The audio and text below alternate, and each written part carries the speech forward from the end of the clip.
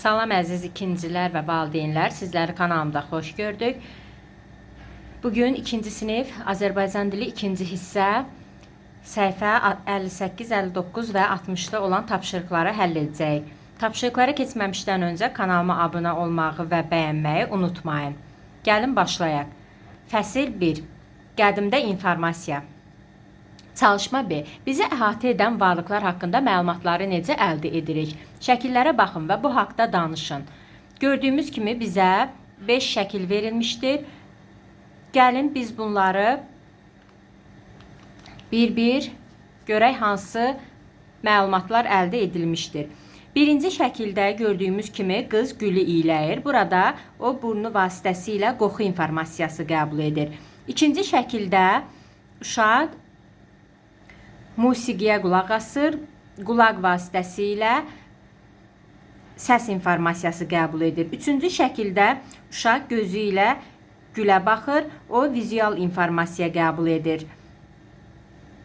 Dördüncü şəkildə uşaq dondurma yeyir, o dad informasiyası qəbul edir. Beşinci şəkildə uşaq əli ilə kaktusa toxunur, o taktil informasiyası qəbul edir. Bu şəkildə çalışmamız həll olunur. Keçək çalışma C-yə. Aşağıdakı informasiya vasitələri ilə məlumat alarkən hansı duyğu orqanlarımızdan istifadə edirik? Deməli, burada telefonla hansı duyğu orqanımız vasitəsilə qulaq ilə eşidirik. Burada qulaq, ikinci qulaq, radionu, televizor, üçüncü. Televizoru həm göz, həm də qulaq duyğu orqanımızda istifadə edirik. Qulağımızla eşidirik, gözümüzlə görürük. Kompüter isə, kompüteri də gözümüz və qulağımızla məlumatı alırıq. Bu şəkildə. Keçək çalışma C-yə. Şeiri oxuyun, suallara cavab verin. Xəbərləşmə. Bilirsənmi qədim insan necə xəbər çatdırarmış? Dağda olsa, bağda olsa, ya səfərdə, yolda olsa, nağaraya vura-vura, ocaqları qura-qura, göyərçinlər uçuraraq hay salarmış yerə göyə. Çağırarmış o köməyə, atlılar, ay atlılar, atları qanadlılar. Elimizə gedərsiniz, olanları deyərsiniz. Şeirdə hansı xəbərləşmə vasitələrinin adı çəkilir? Şeirin hansı hissəsi sizə Tık-Tık xanımın nağılını xatırladır? Deməli, şeirdə hansı xəbərləşmə vasitələrinin adı çəkilir? Nağaraya vura-vura, ocaqları qura-qura, göyərçinlər uçuraraq. Bu şəkildə. İkinci sualımız, şeirin hansı hissəsi sizə Tık-Tık xanımın nağılını xatırladır? Bu hissə atlılar, ay atlılar, atları qanadlılar. Keçək səhifə 59-a. Çalışma 2A. Şeirin davamını oxuyun. Xəbərləşmə vasitəsinin adını qeyd edin. Post quruldu, məktubları dəstə-dəstə, postalyonlar daşıdılar dostdan dosta, daşıdılar sevincləri, kədərləri, çatdırdılar acı şirin xəbərləri. Qəzet, jurnal çıxardılar daha sonra, teleqramlar vuruldu ora-bura. Alo deyib telefonlar çağıranda, məsafələr lap qısaldı bircə anda. Uzaqlara yaranırdı əlaqələr, radiodan yayılırdı artıq xəbər. Ağ-qara idi televizor yarananda, rəngli ilə əvəzləndi tez zamanda. Ən nəhayət internetin əsri gəldi, son xəbərlər hər saniyə yeniləndi. İndi artıq min evdə məskən salır, insanoğlu hər xəbəri ondan alır. Deməli, burada xəbərləşmə vasitələrinin adlarını bu şeirdə gəlin qeyd edək. Məktub, qəzet, jurnal, teleqram, telefon, radio, televizor, internet. Keçək çalışma B-yə. Şeirin məzmunundan çıxış edərək informasiya vasitələrini zaman ardıcılığı ilə düzün. Gəlin bunları ardıcılıqla düzək zamana görə. Birinci məktub yarandı, daha sonra qəzet, sonra teleqram, daha sonra telefon, sonra radio, sonra televiziya, sonra internet. Çalışma C. Şeirdə hansı rənglə verilmiş sözlər əks mənalıdır? Onlardan hansı əlamət bildirir?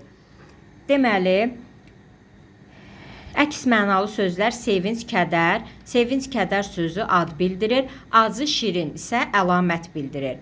Əsr saniyə ad bildirir. Bu əks mənalı deyil. Burada əks mənalı olan söz acı şirin əlamət bildirir. Çalışma C. Şeirdə altından xətt çəkilmiş misranı necə başa düşürsünüz? Verilmiş şəkli bu misranı ifadə edirmi? Gördüyümüz kimi burada Postalyon arabada üzgün və sevincli smaylinklər daşıyır. Şeirdə deyilən sevinç, kədər məktubda olan hissləri ifadə edir.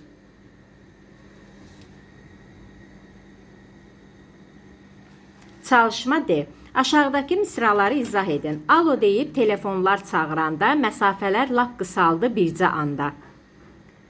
Bu misranın mənası odur ki, biz uzaq yol qət edib çatdıracağımız məlumatı telefonla bir anda çatdıra bilərik. Yəni bu deməkdir ki, telefonlar məsafələri qısaltmır.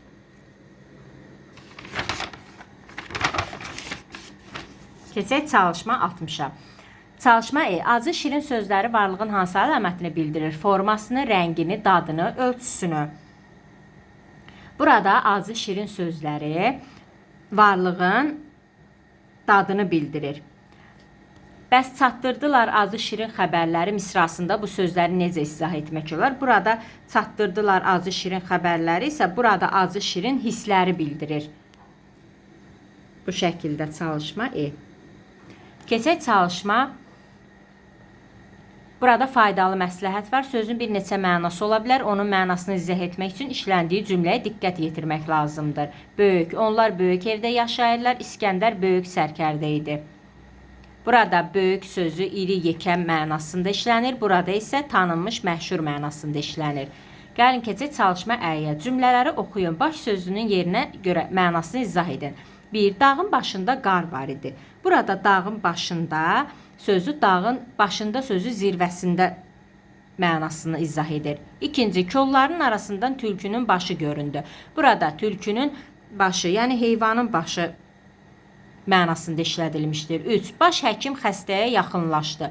Burada isə baş sözü rəhbər mənasında işlənmişdir. Bu şəkildə. Baş həkim, yəni birinci rəhbər. Bu mənada işlənmişdir burada baş sözü. Bugünkü tapşırıqlarımız bu qədər. Kanalımıza abunə olmağı və bəyənməyi unutmayın. Növbəti videolarımızda görüşənədək hələlik.